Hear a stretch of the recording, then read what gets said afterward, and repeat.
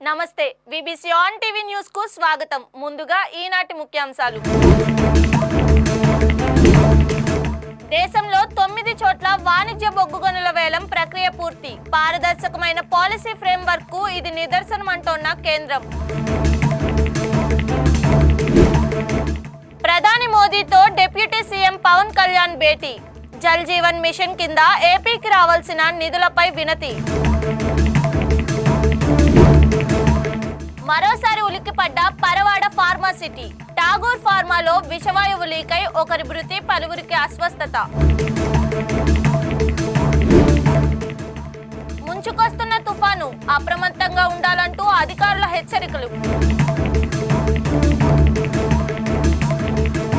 దేశంలో కమర్షియల్ బొగ్గు గనుల వేలం ప్రక్రియలో 9ంటిని విజయవంతంగా పూర్తి చేసినట్లు అధికార వర్గాలు ప్రకటించాయి. బొగ్గు మంత్రిత్వ శాఖ ఈ ఏడాది జూన్లో 10 రౌండ్ల బొగ్గు గనుల వేలాన్ని ప్రారంభించగా మొత్తం 9 బొగ్గు గనుల కేటాయింపులు పూర్తయ్యాయి. వీటిలో దాదాపు 3,998.73 మిలియన్ టన్నుల జియోలాజికల్ రిజర్వ్ ను కలిగి ఉన్నట్లు అధికారిక సమాచారం. బొగ్గు రంగంలో పరిశ్రమల యొక్క స్థిరమైన ఆసక్తిని, పారదర్శకమైన పాలసీ ఫ్రేమ్వర్క్ ను అందించటానికి బొగ్గు మంత్రిత్వ శాఖ చేసిన ప్రయత్నాలను ప్రతిబింబిస్తూ వేలం నిర్వహించారు. గనుల సంచిత పీక్ రేటెడ్ కెపాసిటీ 14.10 MTPA వద్ద ఉండగా వేలం తీవ్రమైన పోటీని ఎదుర్కొంది. వేలంతో సగటు ఆదాయ వాటా 17.44% ఆదాయం సాధించింది.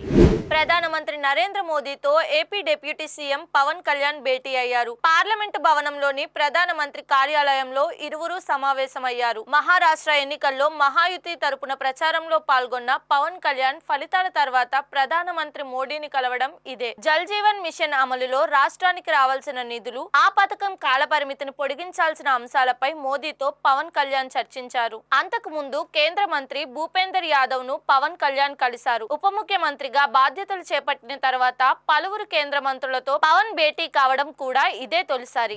అనకాపల్లి జిల్లా పరవాడ ఫార్మా సిటీ మరోసారి ఉలిక్కిపడింది. టాగూర్ ఫార్మా కంపెనీలో హైడ్రోక్లోరిక్ యాసిడ్ లీక్ కావడంతో ఒకరు మృతి చెందగా ఇద్దరు అస్వస్థతకు గురయ్యారు. వారిని క్రిటికల్ కేర్ లో ఉంచి చికిత్స అందిస్తున్నారు. అస్వస్థతకు గురైన వారిలో మరో 6గురి ఆరోగ్య పరిస్థితి నిలకడగా ఉన్నట్లు సమాచారం. వీరిని గాజువాక కిమ్స్ ఆసుపత్రికి తరలించి చికిత్స అందిస్తున్నారు. బాధితులకు మెరుగైన వైద్యం అందించి ప్రాణాపాయం లేకుండా చూడాలని ముఖ్యమంత్రి చంద్రబాబు నాయుడు ఆదేశించారు.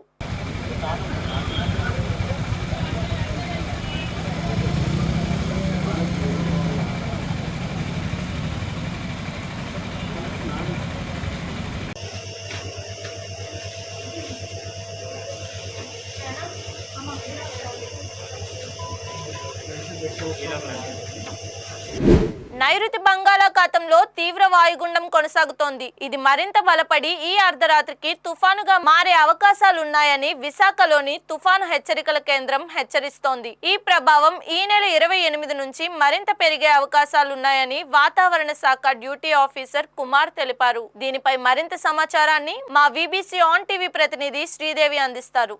నైరుతి బంగాళాఖాతంలో తీవ్ర వాయుగుండం కొనసాగుతుంది. ఇది మరికొద్ది గంటల్లో తుఫాన్గా మారే అవకాశాలున్నాయని భారత వాతావరణ విభాగం హెచ్చరిస్తుంది.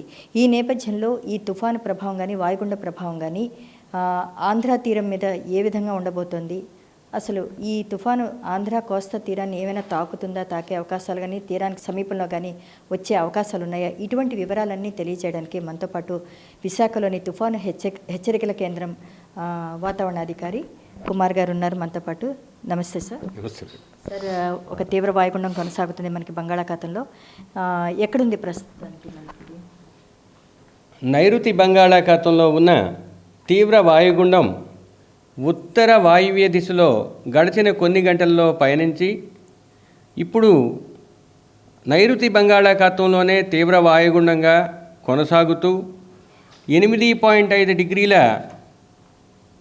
ఉత్తర అక్షాంశం మరియు 82.3 డిగ్రీల తూర్పు రేఖాంశం వద్ద, అనగా చెన్నై నుంచి 550 కిలోమీటర్లు దక్షిణ ఆగ్నేయ దిశలోను, కరైకల్ నుంచి 370 కిలోమీటర్ల దక్షిణ ఆగ్నేయ దిశలోను మరియు పుదుచ్చేరి నుంచి 470 కిలోమీటర్లు ఆగ్నేయ దిశలోను, శ్రీలంకలోని ట్రింకోమలీకి 120 కిలోమీటర్ల తూర్పు ఆగ్నేయ దిశలోనూ కేంద్రీకృతమై ఉంది.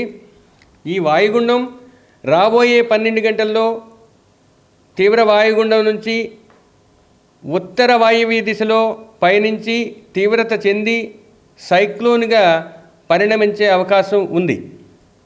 ఈ వ్యవస్థ తదుపరి 2 రోజుల్లో శ్రీలంక తీరాన్ని విడిచి తమిళనాడు తీరం వరకు చేరే అవకాశం ఉంది.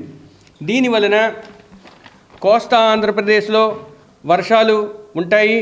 ముఖ్యంగా దక్షిణ కోస్తా ఆంధ్రప్రదేశ్లో ఈరోజు అనగా 27వ తేదీన కొన్ని చోట్ల తేలికపాటి నుంచి మోస్తరు వర్షపాతం, రేపు అనగా 28వ తేదీన ఎక్కువ చోట్ల తేలికపాటి నుంచి మోస్తరు వర్షపాతం, ఎల్లుండి నుంచి అంటే 29, 30 డిసెంబర్ 1వ తేదీ వరకు అధిక ప్రాంతాలలో తేలికపాటి నుంచి మోస్తరు వర్షపాతాలు నమోదయ్యే అవకాశం ఉంది. డిసెంబర్ 2, 3 తేదీల్లో దక్షిణ కోస్తా ప్రాంతంలో ఎక్కువ చోట్ల తేలికపాటి నుంచి మోస్తరు వర్షపాతం నమోదయ్యే అవకాశం ఉంది. ఉత్తర కోస్తాలో ఈ రోజు నుంచి ఐసోలేటెడ్ లేదా 1-2 చోట్ల, రేపు అనగా 28 కొన్ని చోట్ల, 29న ఎక్కువ చోట్ల, 30న అధిక ప్రాంతాలలో మరియు 1, 2, 3 తేదీల్లో క్రమేపీ తగ్గి వైశాల్యం దృష్ట్యా ఎక్కువ నుంచి కొన్ని ప్రాంతాల నుంచి 1-2 ప్రాంతాల్లో తేలికపాటి నుంచి మోస్తరు వర్షపాతాలు నమోదయ్యే అవకాశం ఉంది. సార్, ఈ భారీ వర్షాలు అంటున్నారు, అంటే 1-2 చోట్ల భారీ వర్షాలు కురిసే అవకాశం. దీని ప్రభావంతో ఈరోజు దక్షిణ కోస్తా జిల్లాలైన నెల్లూరులోను తిరుపతి జిల్లాల్లోనూ 1-2 చోట్ల భారీ వర్షపాతం నమోదయ్యే అవకాశం ఉంది. రేపు అనగా 28వ తేదీన నెల్లూరు తిరుపతి జిల్లాల్లో భారీ నుంచి అతి భారీ 1-2 చోట్ల కురిసే అవకాశం ఉంది. ప్రకాశం, అన్నమయ్య, వైఎస్ఆర్ జిల్లాల్లో 1-2 చోట్ల భారీ వర్షపాతం నమోదయ్యే అవకాశం ఉంది. 3వ రోజు అనగా 29వ తేదీన నెల్లూరు, ప్రకాశం, తిరుపతి, చిత్తూరు జిల్లాల్లో 1-2 చోట్ల భారీ నుంచి అతి భారీ వర్షపాతాలు, అన్నమయ్య, వైఎస్ఆర్, కడప, కాకినాడ, అనకాపల్లి, విశాఖపట్నం జిల్లాల్లో 29వ తేదీన 1-2 చోట్ల భారీ వర్షపాతం నమోదయ్యే అవకాశం ఉంది. 30వ తేదీన నెల్లూరు, ప్రకాశం, తిరుపతి, చిత్తూరు, అన్నమయ్య, వైఎస్ఆర్, కడప జిల్లాల్లో 1-2 చోట్ల భారీ నుంచి అతి భారీ వర్షపాతం, శ్రీ సత్యసాయి, బాపట్ల, అంబేద్కర్ కోనసీమ, కాకినాడ, విశాఖపట్నం, విజయనగరం, శ్రీకాకుళం జిల్లాల్లో 1-2 చోట్ల భారీ వర్షపాతం నమోదయ్యే అవకాశం 30వ తేదీన ఉండే అవకాశం ఉంది. దీని ప్రభావంతో గాలులు కూడా పెరుగుతాయి. క్రమేపీ దక్షిణ కోస్తా జిల్లాలో ఈరోజు ఉదయం నుంచి సాయంత్రం వరకు 45 నుంచి 55 వరకు గంటకు ఈదురుగాలు వీస్తూ 65 వరకు గరిష్టంగా చేరుకుంటాయి. సాయంత్రం తర్వాత క్రమేపీ బలపడి 55 నుంచి 65 గరిష్టంగా 75 కిలోమీటర్ల వరకు ఈదురుగాలు వీచే అవకాశం ఈ రోజు నుంచి 30వ తేదీ వరకు ఉన్నాయి. ఉత్తర కోస్తా జిల్లాల్లో కొన్ని చోట్ల 35 నుంచి తీరం వెంబడి 35 నుంచి 45 వరకు గరిష్టంగా 55 వరకు ఉంటాయి. అవి కూడా క్రమేపీ బలపడి 45 నుంచి 55 గరిష్టంగా 65 కూడా చేరుకునే అవకాశం ఉంది. ఈ సౌత్ కోస్టల్ ఆంధ్రప్రదేశ్ తీరానికి ఆనుకుని ఉన్న ఉత్తర కోస్తా జిల్లాల్లో. సార్, ఇప్పుడు ఈ సముద్రం ఏ విధంగా ఉంటుంది ఈ టైంలో? మత్స్యకారులకు ఏమైనా వెరీ రఫ్ ఉంటుంది. అందువలన గడిచిన కొన్ని రోజుల నుంచి వాళ్ళకి హెచ్చరికలు జారీ చేస్తూనే ఉన్నాము. సురక్షిత ప్రాంతాలకు సుదూర ప్రాంతాల్లో ఉన్నవారైనా తరలి వెళ్ళవలసిందిగా ముందుగానే హెచ్చరిక జారీ చేశాము. 27వ తేదీ నుంచి 30వ తేదీ వరకు వారు పైన చెప్పిన ప్రాంతాలైన కోస్తా ఆంధ్రప్రదేశ్, తమిళనాడు తీరం, దక్షిణ మధ్య నైరుతి బంగాళాఖాతం, పశ్చిమ మధ్య బంగాళాఖాతం ప్రాంతాలలో వేటకు వెళ్ళవద్దని హెచ్చరికలు జారీ చేయడమైనది. తదనుగుణంగా అధికారులు కూడా సరైన చర్యలు తీసుకుంటారు, వాళ్ళకి హెచ్చరికలు చేస్తారని ఆశిస్తాం. సార్, పోర్టుకి ఏమైనా వార్నింగ్స్ ఇచ్చారు? ఆంధ్రప్రదేశ్ తీరం వెంబడి ఉన్న అన్ని ఓడరేవుల్లో డిస్టెంట్ కాషనరీ సిగ్నల్ నంబర్ 1 లేదా 1వ నంబర్ ప్రమాద హెచ్చరికను ఎగురవేయడం జరిగింది. తరువాత ప్రత్యేకంగా వ్యవసాయదారులకు కూడా సూచనలు మాకున్న ప్రత్యేక విభాగం ద్వారా విడుదల చేయడం జరిగింది. జిల్లాల వారీగా ఆయా వ్యవసాయ శాఖాధికారులకు అటువంటి సూచనలు వెళ్ళాయి. అయినప్పటికీ కూడా ఇప్పుడు నిలిచి ఉన్న పంటల్ని కాపాడుకోవాలి. గాలుల నుంచి, వర్షం నుంచి కూడా వారికి కొంత ఇబ్బందులు కలిగే అవకాశం ఉన్నందువలన ఒకవేళ హెవీ రెయిన్స్ ఉన్న ఏరియాల్లో నిలిచి ఉన్న నీటిని తోడి మొక్కల్ని సంరక్షించుకోవాల్సిన అవసరం ఉంది. ముఖ్యమైన పంటలైన వరి, ప్రత్తి, చెరకు, పసుపు మరియు అరటి వంటి వాటిని మరియు ఉద్యానవన పంటల్ని కూడా సంరక్షించుకోవాల్సిందిగా వారికి వ్యవసాయ శాఖ ద్వారా కూడా సూచనలు జారీ చేయడం జరిగింది. అయితే ముఖ్యంగా గాలుల తీవ్రత కూడా పెరిగినందువల్ల కొంచెం వీక్గా లేదా బలహీనంగా ఉన్న మొక్కలు కూడా వాలిపోయే అవకాశం ఉంది. వాటికి కూడా సరైన సపోర్ట్ లేదా స్టేకింగ్ని ఏర్పాటు చేసుకుని సంరక్షించుకోవాల్సిందిగా వ్యవసాయ శాఖ అధికారులను కోరుతూ వారికి తగిన సూచనలు ఇచ్చే విధంగా వ్యవసాయదారులకి సహాయం చేయవలసిందిగా చెప్పడమైంది. సార్, మొత్తానికి ఈ తుఫాను ప్రభావం ఆంధ్రాలో 27వ తేదీ నుంచి చూడొచ్చు అంటారా, 28 నుంచి చూడొచ్చు అంటారా? ఇప్పటికే గాలుల ప్రభావం పెరిఫరల్గా ఉన్న దానివల్ల చిన్న చిన్న వర్షాలు పడతాయి. 28 నుంచి పెరుగుతున్నాయి. ముఖ్యంగా సౌత్ కోస్తా జిల్లాల్లో ఈ రోజు నుంచే వస్తున్నాయని మీకు విశదీకరించిన విధంగా ఆయా జిల్లాల్లో 30వ తేదీ వరకు వర్షాలు పడే అవకాశం ఉంది. భారీ వర్షాలు కొన్ని చోట్ల 1-2 చోట్ల కొన్ని జిల్లాల్లో పడే అవకాశాన్ని తెలియజేశాను. సార్, మొత్తంగా చూసుకుంటే ఇక్కడ మీరు ఇచ్చినటువంటి మ్యాప్, దీని ద్వారా చూసుకుంటే మనకి రాడార్ చిత్రం ఇక్కడ ఉత్తర వాయువ్య దిశగా కదులుతూ చెన్నై మీదుగా ఇటు రాయలసీమలోకి ఎంటర్ అవుతుందంటారా? ఎంటర్ అవ్వడం అనేది ఇంకా నిరంతరం దీని మీద నిఘా వేస్తున్నాం కాబట్టి ప్రస్తుతానికి సైక్లోన్ అయిన తర్వాత దాని యొక్క ల్యాండ్ ఫాల్ అవుతుందా లేదా అనేది చెప్పడం జరుగుతుంది. ప్రస్తుతానికి సైక్లోన్గా మారే అవకాశం ఉంది అన్నది మాకున్న సాంఖ్యకీయ వాతావరణ నమూనాలను బట్టి, అంటే న్యూమరికల్ వెదర్ మోడల్స్ని బట్టి మీకు చెప్పగలుగుతున్నాం. తర్వాత నిరంతరం ఉపగ్రహ ఛాయాచిత్రాల ద్వారా మాకున్న మిగతా పరిశీలన ద్వారా ఈ వ్యవస్థని నిరంతరం పర్యవేక్షిస్తూనే ఉన్నాము. కాబట్టి అటువంటి పరిస్థితి వచ్చినట్లయితే మీడియా ద్వారా ప్రజలకు, డిజాస్టర్ మేనేజర్స్కు తెలియడం జరుగుతుంది. సార్, తుఫాన్గా మారితే ఏమైనా పేరు సిద్ధం చేశారు? సిద్ధం అవుతుంది కానీ పేరు పెట్టరు. మనకి వ్యవస్థ ఎలా ఉంటుందంటే తుఫానుగా మారిన తర్వాతే పేరు పెట్టాలి. అంతవరకు దానికి పేరు ఇవ్వకూడదు. అప్పుడే ఇస్తాము, మీకు తెలియజేస్తాం. సో మొత్తంగా చూసుకుంటే ఉత్తర వాయువ్య దిశగా కదులుతున్నటువంటి తీవ్ర వాయుగుండం మొత్తానికైతే మనకి శ్రీలంక నుండి చెన్నై మీదుగా కొంతవరకు ఈ ప్రభావం దక్షిణ కోస్తా మీద పడుతుందన్నటువంటిది విశాఖలోని తుఫాను హెచ్చరికల కేంద్రం అధికారి చెబుతున్నటువంటి సమాచారం బట్టి తెలిసింది. మొత్తానికైతే ఈ తుఫాను ప్రభావం కానీ వాయుగుండ ప్రభావం కానీ ఏపీ మీద ఈ నెల అంటే ఇప్పటికే ప్రారంభమైంది. 28వ తేదీ నుంచి ఈ ప్రభావం మరింత ఎక్కువ అయ్యే అవకాశాలు ఉన్నాయని చెప్తున్నారు. వీడియో జర్నలిస్ట్ కృష్ణతో Sridevi for BBC on TV. Visakha ఎయిర్పోర్ట్లో థాయిలాండ్కు చెందిన బల్లులు అక్రమ రవాణా గుట్టు రట్టయింది. థాయిలాండ్ నుంచి విశాఖకు అధికారులు కళ్లుగప్పి తీసుకువచ్చిన అరుదైన 6 థాయిలాండ్ బల్లులను స్నేక్ సేవర్ సహాయంతో కస్టమ్స్ అధికారులు స్వాధీనం చేసుకున్నారు. గతంలో కూడా విశాఖలో ఈ తరహాలోనే వన్యప్రాణులు అక్రమ రవాణాను అడ్డుకున్నారు. కస్టమ్స్ అధికారులు ఎయిర్పోర్ట్ పోలీసులకు ఫిర్యాదు చేయడంతో కేసు నమోదు చేశారు. రవాణా చేసింది ఎవరనేది ఇంకా తెలియాల్సి ఉంది.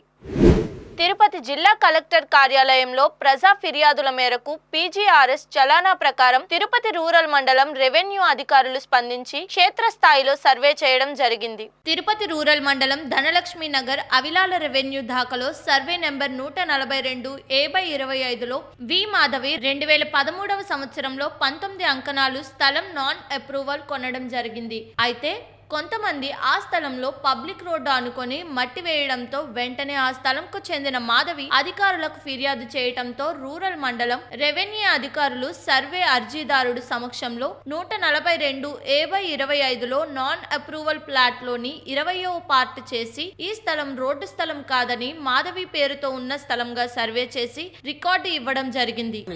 భూమి మీద కూడా ఒక ఫ్లాట్ కూడా ఎక్స్ట్రాగా రాదు కదా, ఎందుకంటే ఒకసారి అది అప్రూవల్ అయిపోయిన తర్వాత టోటల్ లేఅవుట్ నీకు 1 ఇంచు కూడా పెరిగేదానికి లేదు, మళ్ళీ ఇంకా అప్రూవల్ రాదు. అప్పుడు నీకు సమస్య ఎక్కడి నుంచి వస్తుంది? రాదు.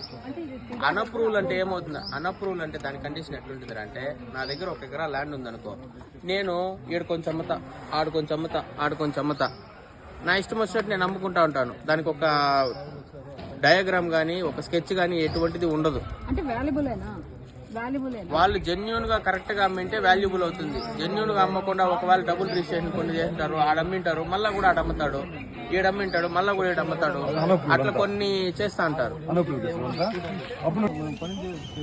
మీకు అర్థమైందా నేను చెప్పిందా? మీరు చూపించిన స్థలము ఈ లెటర్ లో వస్తుందని చెప్తున్నాము, ఆ లెటర్ పట్టాగానే ఉందని చెప్తున్నాము, ఇది రోడ్డు కాదని చెప్తున్నాము. ఒకటి మీకు ఈ పక్క వాళ్ళు ఆ పక్క వాళ్ళకి ఏమన్నా అబ్జెక్షన్ ఉందంటే చెప్పండి, వాళ్ళవి కొలుస్తాం, వాళ్ళది మెజర్ చేస్తాము, వీళ్ళది మెజర్ చేస్తాం, చెప్తాం. ఇంకేం కావాలి? సర్వే పరంగా వీళ్ళు అబ్జెక్ట్ చేసి నాకు తెలుసు ఈ పోలీస్ స్టేషన్ ఎట్లా వస్తుంది ఈ పక్క రూట్ వచ్చినానంటే అర్థమైంది నీకు నేను ఒక్కనే ఉన్నా ఇంకా ఊరు రాలా వస్తా ఉన్నారు ఒక్క కూడా ఒకటిగా ఏమైనా సమస్య ఉంటే మేము చెప్తాం మీరు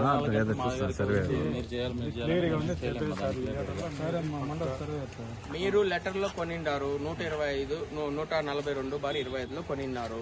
25లోనే మీరు చూపించిన ప్లేస్ వస్తుంది. మీరు ఇచ్చిన లేఅవుట్ ఏదైతే ఉందో ఆ లేఅవుట్ ప్రకారం ఇక్కడ ఏమి ఫిజికల్ గా లేదు, ఆ విధంగా ఫ్లాట్లు లేవు. ఆ లేఅవుట్ అయితే మీరు ఇచ్చిన డాక్యుమెంట్ ప్రకారం ఏదైతే లేఅవుట్ ఇచ్చారో డాక్యుమెంట్ తో పాటు ఆ లేఅవుట్ సూట్ కాలేదు మాకు ఫిజికల్ గా. ఆ విషయం మీకు కూడా తెలుస్తుంది. మీరు కూడా లేఅవుట్ ఓపెన్ చేసి చూడొచ్చు. అదే ప్లాట్ ఉందా, అదే మెజర్మెంట్ ఉందా అని గ్రౌండ్ మీద. అదైతే ఇబ్బంది, ఇది నాకు సంబంధం లేని విషయం. అది అన్అప్రూవల్ కాబట్టి నాకు సంబంధం లేదు. మీరు చూపించే ఏదైతే ప్లేస్ మేము ఇది కొన్నాము అన్నారో ఆ షెడ్యూల్ ఈ షెడ్యూల్ మ్యాచ్ అయింది. తూర్పు సైడ్ రోడ్ అన్నారు, పడమర సైడ్ సర్వే నెంబర్ అన్నారు. ఉత్తర దక్షిణం వచ్చిన వాళ్ళు ఉన్నారంటే వాళ్ళు పిలిపించండి, పేర్లు అడుగుతాము. ఆ షెడ్యూల్ ప్రకారం ఇది వస్తూ ఉంది, ప్లస్ ఇది పలానా సర్వే నెంబర్లో ఉంది. ఈ 2 విషయాల వరకే మనం చెప్పగలము. మిగిలిన విషయాలంతా మనకు తెలియదు. సర్వేర్గా నేనేం చెప్పగలను, సర్వే నెంబర్ కన్ఫర్మ్ చేయగలను, ఆ కొలత ఉందో లేదో చూడగలము. ఒకవేళ ఆ పక్కోళ్ళు ఈ పక్కోళ్ళు మీకు అబ్జెక్షన్ చేస్తున్నారు అనుకోండి, వాళ్ళ మెజర్మెంట్ వాళ్ళ డాక్యుమెంట్ ఏమని అడుగుతాము. మీకు అలాంటి అబ్జెక్షన్స్ ఏమైనా ఉన్నాయా? ఇటుపక్క ఫ్లాట్ వాళ్ళు కానీ ఇటుపక్క ఫ్లాట్ వాళ్ళు కానీ మీకు అబ్జెక్షన్ ఏమైనా ఉందా? అశ్వరావుపేట పేరాయిగూడెం గ్రామ పంచాయతీలో రాష్ట్ర వ్యాప్తంగా నిర్వహిస్తున్న ప్రజా విజయోత్సవాలలో భాగంగా పలు అభివృద్ధి కార్యక్రమాలను ఎమ్మెల్యే జారే ఆదినారాయణ ప్రారంభించారు. ఈ సందర్భంగా ఆయన మాట్లాడుతూ అశ్వరావుపేట మండల వ్యాప్తంగా కాంగ్రెస్ ప్రభుత్వం అధికారంలోకి వచ్చిన అనంతరం జరిగినటువంటి అభివృద్ధి సంక్షేమం గురించి వివరించారు. ఈ కార్యక్రమంలో మండల కాంగ్రెస్ నాయకులు, కార్యకర్తలు, ప్రభుత్వ అధికారులు, ప్రజాప్రతినిధులు తదితరులు పాల్గొన్నారు. నియోజకవర్గ వ్యాప్తంగా 37,32,78,000 అంటే కొత్త శాంక్షనింగ్ కార్యక్రమాలు జరుగుతున్నాయి. ఇప్పుడు శాంక్షన్ అయింది. నాకు 10 కోట్లు ఉంది, అంటే నాకు రిలీజింగ్ ఉంది, అది కూడా చేస్తాను. ఈ వారంలో దాన్ని శాంక్షన్ ఇచ్చేస్తాం. అంటే ఇప్పటికి శాంక్షన్ అయింది ఆన్ రికార్డెడ్. ఎందుకంటే అన్ని మీకు రికార్డెడ్ ఇవ్వాలి కాబట్టి, ఆ జీవోతో పాటు మేము ఇవ్వాలి కాబట్టి 37,32,78,000 రూపాయలు ఈ రోజు వరకు. ఈ రోజు మరి నేను గ్రామాలకు వెళ్ళాను, అక్కడికి వెళ్ళేది కొన్ని హామీ ఇచ్చాము. అది కూడా రేపు నేను మళ్ళీ ఇస్తా ఉన్నాను. ఈ రోజు వరకు అయితే ఇది ఈరోజు అన్ని మండలాలు, ఏ మండలానికి ఎంత రిలీజ్ చేశాను, ఎంతవరకు నడుస్తా ఉంది, దాని ప్రోగ్రెస్ ఏమి, ఏ బిల్డింగ్స్ మనం శాంక్షన్ ఇచ్చినాం అనేది కూడా అది కూడా కంప్లీట్. ఏపీలో Arcelor Mittal Nippon steel plant కు భూములు కేటాయిస్తూ ప్రభుత్వం ఉత్తర్వులు జారీ చేసింది. ఎకరా 51,39,690 రూపాయలకు ధర నిర్ణయించింది. తొలి దశలో నిర్మాణానికి అనకాపల్లి జిల్లా నక్కపల్లి మండలంలో రాజయ్యపేట, డిఎల్పురం, వేంపాడు, బుచ్చిరాజుపేట, చందనాడ గ్రామాల పరిధిలో భూములను కేటాయిస్తోంది. ఇక్కడ 1.35 లక్షల కోట్ల పెట్టుబడితో ఆర్సెలార్ సంస్థ స్టీల్ ప్లాంట్ ను నెలకొల్పనుంది. ఇందుకోసం 2,200 ఎకరాలు కేటాయించడంతో పాటు రెండో దశలో అవసరమైన భూసేకరణకు ఏపీఐఐసికి సూత్రప్రాయంగా ప్రభుత్వ ఆదేశాలు కూడా ఇచ్చింది. పిఠాపురం నియోజకవర్గం చందుర్తి గ్రామానికి చెందిన బత్తిన అప్పారావు భార్య లక్ష్మి, ఆయన పిల్లలు దుర్గా భవాని, శివన్నారాయణ, స్వర్ణాంజలి చేబ్రోలు గ్రామంలో నాన్న కోసం పోరాటం చేపట్టారు. డిప్యూటీ సీఎం పవన్ కళ్యాణ్ స్పందించి తమకు న్యాయం చేయాలని వారు కోరుతున్నారు. బాధితులు తెలిపిన వివరాల ప్రకారం వారి తండ్రి బత్తిన అప్పారావు సెరికల్చర్ డిపార్ట్మెంట్లో టెక్నికల్ ఆఫీసర్గా ఉద్యోగం చేస్తూ జీవనం సాగించేవాడని, 2 సంవత్సరాల క్రితం రోడ్డు ప్రమాదం జరగడంతో మతిస్థిమితం సరిగ్గా లేదన్నారు. ఇదే అదునుగా చేసుకున్న బత్తిన అప్పారావు సహోద్యోగులు తన తండ్రికి చెడు వ్యసనాలు అలవాటు చేశారని, అప్పటి నుంచి సరిగ్గా ఇంటికి రావడం లేదన్నారు. ఆరా తీయగా సహోద్యోగి చింతోజుల రాజేశ్వరితో గత 2 సంవత్సరాలుగా అక్రమ సంబంధం ఉందని తెలిసిందన్నారు. పిఠాపురం శాసనసభ్యుడు కొనిదెల పవన్ కళ్యాణ్ తమ కుటుంబానికి న్యాయం చేయాలని ఆమె కోరారు. గుంటూరు పోలీస్ కమిషనర్ కు, జిల్లా కలెక్టర్ కు, జిల్లా ఎస్పీకి ఫిర్యాదు చేసినా సరైన న్యాయం జరగలేదని బాధితులు వాపోయారు. ఈ పోరాటానికి తెలుగు జనతా పార్టీ రాష్ట్ర అధ్యక్షుడు పెద్దింశెట్టి వెంకటేశ్వరరావు, బొలిశెట్టి వెంకటలక్ష్మి మద్దతుగా నిలిచారు. మాది చందుర్తి గ్రామం, గొల్లప్రోలు మండలం, కాకినాడ జిల్లా అండి. మా నాన్నగారి పేరు బత్తిన అప్పారావు, మా అమ్మగారి పేరు బత్తిన లక్ష్మి. మా నాన్నగారు పట్టు పరిశ్రమ శాఖలో టెక్నికల్ ఆఫీసర్గా పనిచేసి రిటైర్ అయ్యారు. 2 సంవత్సరాల క్రితం మా నాన్నకు రోడ్డు యాక్సిడెంట్ అయ్యి తలకి బలమైన గాయం తగిలింది. ఆ తగలడంతో అది ఆసరాగా తీసుకుని చింతోజుల రాజేశ్వరి, కోనేటి అప్పారావు, కోరుమిల్లి కృష్ణన్న అనేది ఆసరాగా తీసుకుని ఆయనకి చెడు వ్యసనాలు అలవాటు చేసి మా ఇంటికి రాకుండా మాతో మాట్లాడనివ్వకుండా ఫోన్ స్విచ్ ఆఫ్ చేసుకుని తిరిగేలాగా చేశారు. ఏంటి ఇలా చేస్తున్నారని చెప్పేసి సంవత్సరం క్రితం మాకు అనుమానం వచ్చి ఇక్కడికి వచ్చి చూస్తే రిటైర్మెంట్ ఫంక్షను ఆవిడ కూర్చోబెట్టి చేసుకుంటున్నాడు. మేము గొడవ చేసాం ఆఫీస్కి వెళ్ళి. ఏంటి ఈవిడ కూర్చుందని తెలిస్తే అప్పుడు ఆవిడే ఎఫ్ఐఆర్ పెట్టుకుందన్న సంగతి తెలిసింది. ఇంటికి వచ్చి చూస్తే నేమ్ ప్లేట్ మీద వీళ్ళిద్దరి పేరు చూసి మాకు కోపం వచ్చి ఇక్కడ కూడా 2 కేకలేసి వెళ్ళిపోయాం. కోర్టులో కేసేసాం, అవ్వలేదు. ఎస్పీ గారికి కంప్లైంట్ పెట్టాం, అవ్వలేదు. గుంటూరు కమిషనర్ గారికి లేఖ రాసాం, దానికి రిప్లై రాలేదు. మళ్ళీ ఏం చేసాం, కలెక్టరేట్లో కంప్లైంట్ పెట్టాం, దానికి సరైన యాక్షన్ తీసుకోలేదు. ఎస్పీ గారు కంప్లైంట్ గొల్లపల్లి స్టేషన్కి రాశారు. అక్కడికి పిలిపించి 15 రోజులు అటు ఇటు తిప్పించారో తప్ప మీ స్టేట్మెంట్ రాయకుండానే కేసు క్లోజ్ చేశారు. మా అమ్మ సంతకం పెట్టకుండానే కేసు క్లోజ్ చేశారు. మేము పెట్టిన 4గురిలో ఎవరిని కూడా పిలిపించలేదు. మా నాన్నగారు వచ్చారు, వచ్చేస్తున్నాను పదండి అని చెప్పి మమ్మల్ని నమ్మించాడు. నిజంగా వచ్చేస్తున్నాడేమో అని మేము వెళ్ళిపోయాం. తర్వాత నుంచి మళ్ళీ ఫోన్ స్విచ్ ఆఫ్ చేసుకున్నాడు. ఎన్నిసార్లు వచ్చి పట్టుకుందామని చూసినా మాకు దొరకట్లేదు. దయచేసి మా నాన్నగారు మానసిక స్థితి అసలు బాగాలేదండి. అది ఆసరాగా తీసుకుని ఇప్పుడు రిటైర్మెంట్ బెనిఫిట్లు వచ్చి వాటికి ఈవిడ కాసు కూర్చుని మా కుటుంబాన్ని విడదీసేసి మా నాన్నగారిని మాకు కాకుండా చేసేసిందండి. ఇప్పుడు మా నాన్నగారు మేము ఇప్పుడు గొడవ పెట్టేది కూడా మా నాన్నగారు మతి స్థితితులు లేనటండి. ఇప్పుడు ఏమన్నా చేసి ఆ డబ్బుల కోసం ఏమన్నా చేస్తారని భయం వేసి మేము ఈ గొడవ చేస్తున్నామండి. దయచేసి ఈ పిఠాపురం నియోజకవర్గంలో మాకు న్యాయం జరుగుతుందని అన్ని చోట్ల తిరిగి విసిగిపోయి ఇక్కడ వచ్చి కూర్చుని మౌన పోరాటం కింద నాన్న పోరాటం కింద ఇక్కడ చేస్తున్నామండి. మేము ఎన్ని రోజులైనా ఇక్కడే కూర్చుంటాం. మా నాన్న మాకు అప్పచెప్పే వరకు మేము వదలం ఈ రాజేశ్వరిని. మా నాన్నగారు మాకు కావాలి, మేము తీసుకెళ్ళిపోతాం. మా నాన్నగారే మాకు కావాలి. మా అమ్మగారు గుండె ఆపరేషన్ చేయించామండి, బైపాస్ సర్జరీ చేయించాం. ఆవిడకి నెలకి 15,000 మెడిసిన్ ఖర్చు అవుతుందండి. కనీసం ₹1 కాదు కదా, సంవత్సరం నుంచి మాకు మనిషి కనిపించట్లేదు. మేము 3 పిల్లలను చందాలు వేసుకుని ఆవిడకి మెడిసిన్ వేస్తున్నాం. అంత కర్మ ఏంటండి అసలు? మా నాన్నగారు ఉండగా మేము ఏం చేయాల్సిన అవసరం ఏముందండి? ఇప్పుడు కూడా మేము కోరుకునేది అదే, మా నాన్నగారు మాతో వచ్చి మా అమ్మని జాగ్రత్తగా చూసుకుని మా కుటుంబం అంతా కలిసి ఉండాలని మేము కోరుకుంటున్నాం. ఇప్పుడున్న పరిస్థితుల్లో మా కుటుంబం గడవడం చాలా కష్టంగా ఉందండి. మా అమ్మగారిని సంవత్సరం నుంచి నేనే చూసుకుంటున్నానండి. నాకు 2 పిల్లలు, మా ఆయనకు 15,000 జీతం. ఆ 15,000 జీతంలోని మా అమ్మకి మందులు వేయించాలా, నా పిల్లల్ని చూసుకోవాలి, నేను రెంట్లే కట్టుకోవాలా. మా పరిస్థితి, ఆర్థిక పరిస్థితి అసలు బాగాలేదండి. దయచేసి పవన్ కళ్యాణ్ గారు ఇది దృష్టికి తీసుకెళ్లి ఆయన మాకు న్యాయం చేస్తారని కోరుకుంటున్నామండి.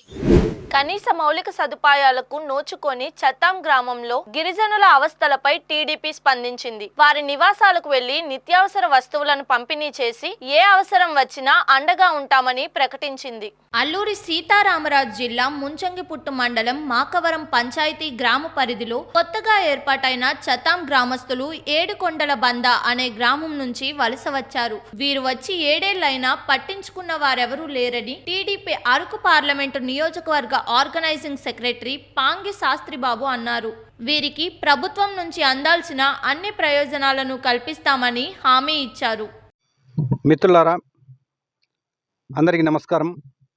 నా పేరు Pangi Shastribabu, Telugu Desam party Araku parliament organization secretary, Munchingput మండలం మాకవరం పంచాయతీ చత్తా ఆమ్ అనేటటువంటి గ్రామ పరిసర ప్రాంతాల్లో ఇప్పుడు మనం మాట్లాడుతున్నాం.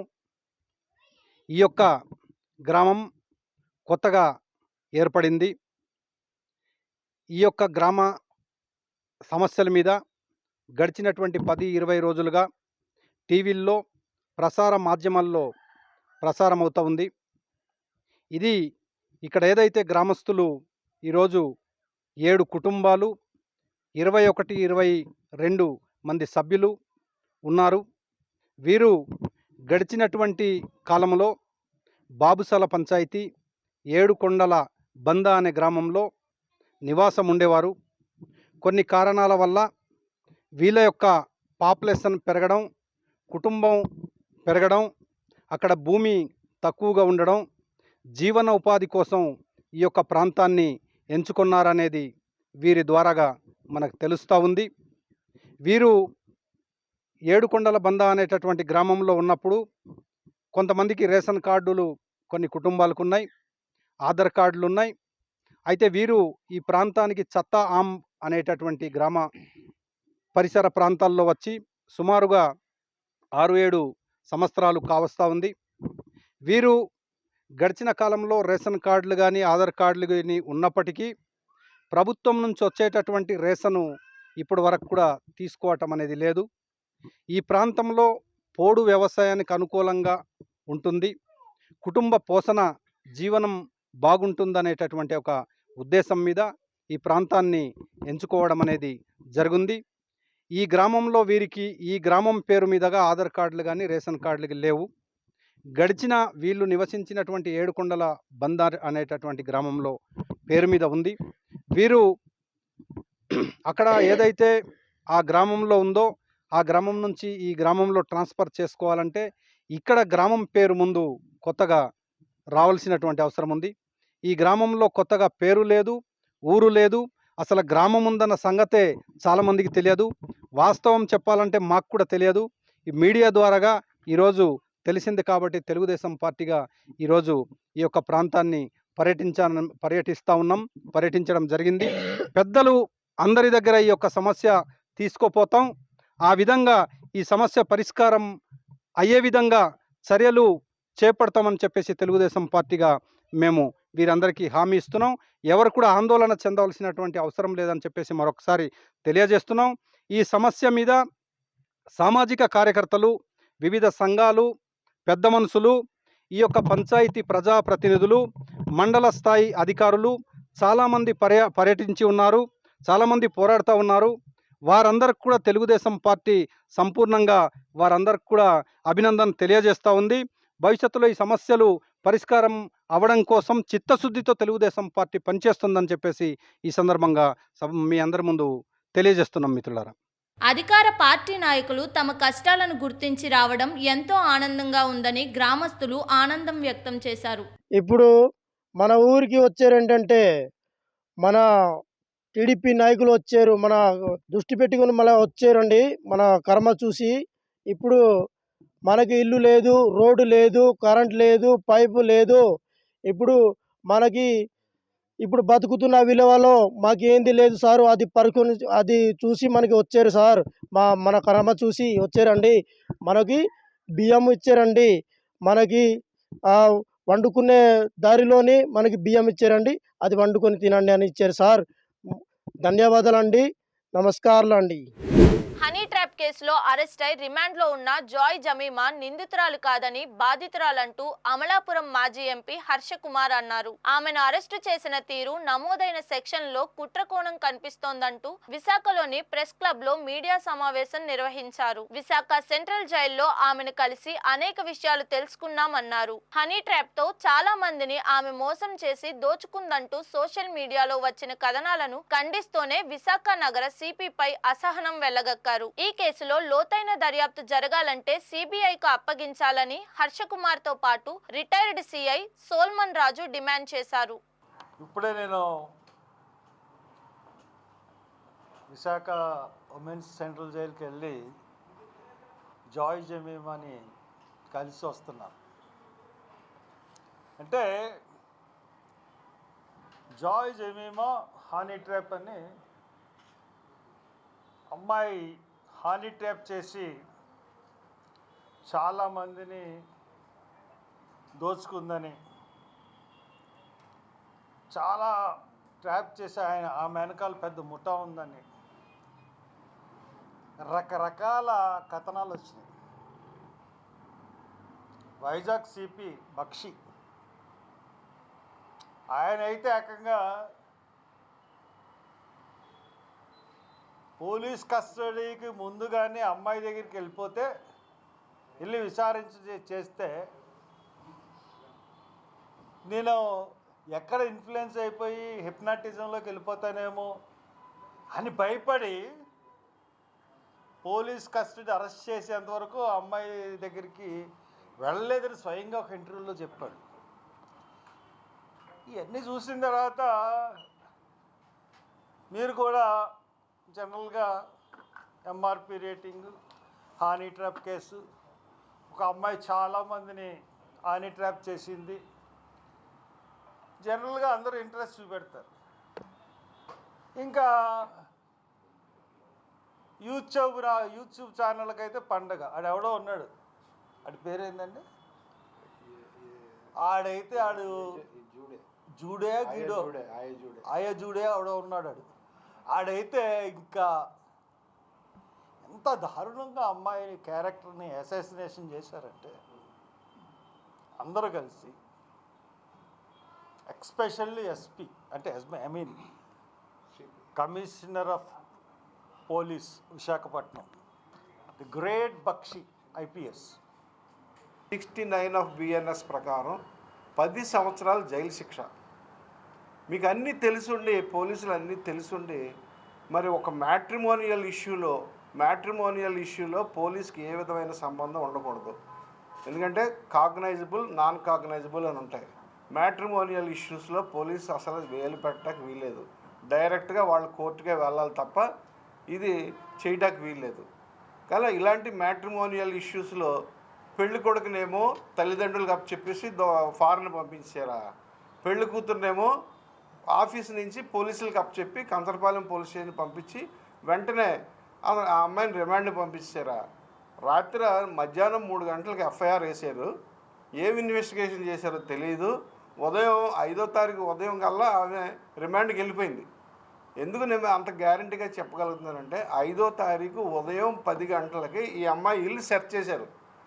వాళ్ళు రాసుకున్న రిపోర్ట్ ప్రకారం ఆ ఇల్లు సెర్చ్ కూడా కన్సర్న్ ఎంఆర్ఓ తహసీల్దార్ గారు ఇష్యూ చేసిన సెర్చ్ వారెంట్తో ఇల్లు సెర్చ్ చేశారు. అది ఎట్టి పరిస్థితిలోనూ చట్టం ఒప్పుకోదు. ఒక పోలీస్ ఆఫీసరు ఆయన స్వయంగా పోలీస్ సెర్చ్ చేయొచ్చు, తప్పులేదు. అది సెర్చ్ ప్రొసీడింగ్స్ రాయొచ్చు, తప్పులేదు. కానీ వీళ్ళు ఏం చేశారు, ఉదయం 10 గంటలకల్లా మరి ఎంఆర్ఓ గారు ఎక్కడ దొరికారో తెలియదు, తహసీల్దార్ గారు ఎక్కడ దొరికారో తెలియదు, మరి ఇంటికి వెళ్ళి పట్టుకున్నారో మరి ఏంటో తెలియదు. ఉదయం 10 గంటలకల్లా 97 బిఎన్ఎస్ఎస్ దాని ప్రకారం ఆ సెర్చ్ వారెంట్స్ తీసేసుకోవడం, ఆ అమ్మాయి ఇల్లు సెర్చ్ చేసేయడం, ఈ తాలూకు ఏదైతే ఈ అబ్బాయి తాలూకు ల్యాప్టాపు, సెల్ ఫోన్లు ఇవన్నీ ఏదైతే ఉన్నాయో, ఏదైతే విట్నెస్గా ఉంటాయో అవన్నీ సెర్చ్ చేసుకొని తీసుకుని వెళ్ళిపోయారు. అది అనాథరైజ్గా ఈ అమ్మాయి స్కూటర్ కూడా తీసుకెళ్ళిపోయారు. ఓకే, ఇది ఏమైనా రికార్డులో ఉందా మరి మనకు తెలియదు. నేను ఇంతవరకు నా బాధల్లో ఏంటంటే పోలీసుగా ఇన్వెస్టిగేషన్ చేయండి.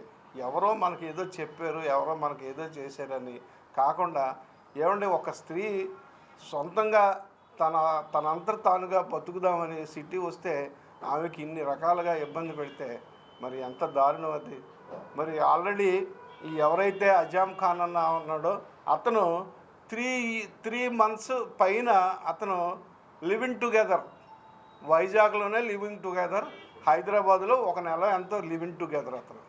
మరి అలాంటి వ్యక్తికి ఇచ్చిన కంప్లైంట్ మీద మీరు ఎఫ్ఐఆర్ ఇష్యూ చేసి మరి ఆ అమ్మాయిని పోలీస్ కస్టడీకి తీసుకుని ఇన్వెస్టిగేషన్ చేశారు. ఓకే, బాగానే ఉంది. అసలు ఈ మ్యాట్రిమోనీ ఇష్యూస్లో పోలీస్కి ఏం సంబంధం? అక్కడ పారిపోయాడు అని చెప్పి అతని మీద నన్ను పెళ్లి చేసుకుంటానన్నాడు, నన్ను పెళ్లి చేసుకుంటానని చెప్పి నాకు ఎంగేజ్మెంట్ చేసుకుని పారిపోయాడు అని కేసు రిపోర్ట్ చేసింది. అది ఎయిర్పోర్ట్ పోలీస్ స్టేషన్లోనే కేసు రిపోర్ట్ చేసింది. ఆఖరికి చీటింగ్ కేసు కింద కట్టి అతన్ని ఏమో అరెస్ట్ చేయకుండా ఓన్లీ 41 సిఆర్పిసి కింద అతని పేరు ఆదిరెడ్డి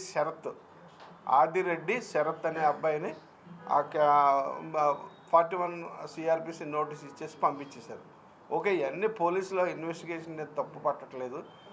ఎంపీ గారు చెప్పినట్లుగా మరి ఇన్వెస్టిగేషన్ కరెక్ట్గా చేసి ఆ అమ్మాయికి న్యాయం చేయమని మేము అడుగుతున్నాం అంతే. ఆ అమ్మాయి ఎవరో మాకు రిలేటివ్ కాదు, మాకు అసలు ఏమీ సంబంధం లేదు.